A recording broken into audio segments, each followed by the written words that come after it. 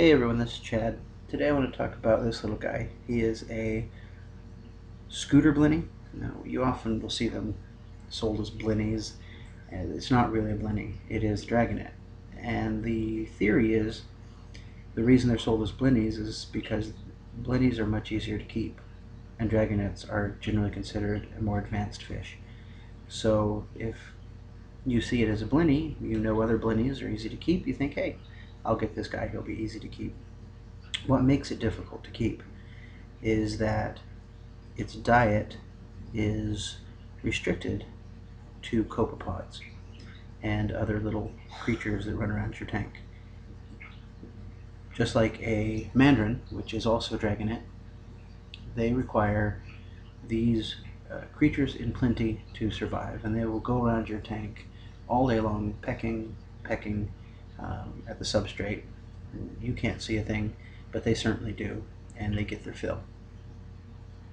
Another reason that these are very difficult to keep, or at least to get alive, keep alive, is that when you purchase them, they're very often emaciated because they haven't had much to eat at all. And you can see often when you get them at the local fish store that they're quite thin in the belly area. This one in this video is new, and so he is that way.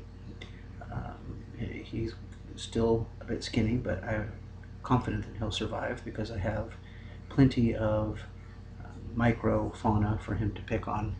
That's one of the important things to realize about them. So if you have a sump with some cheetomorpha algae and plenty of live rock, then a tank should be able to produce enough microfauna to feed this little guy.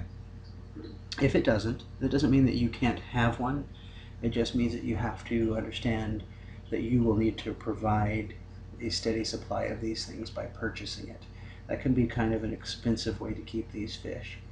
There are people who have been able to wean them off of the copepods and onto smaller frozen goods like Daphnia.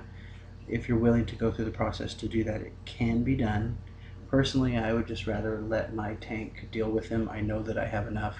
I do stock my tanks with copepods from time to time and reef stew, which is something we've talked about in the past. Anyway, I just wanted to share this little fish with you. He's one of my favorites. I think he's a good addition. Thanks a lot. See you next time.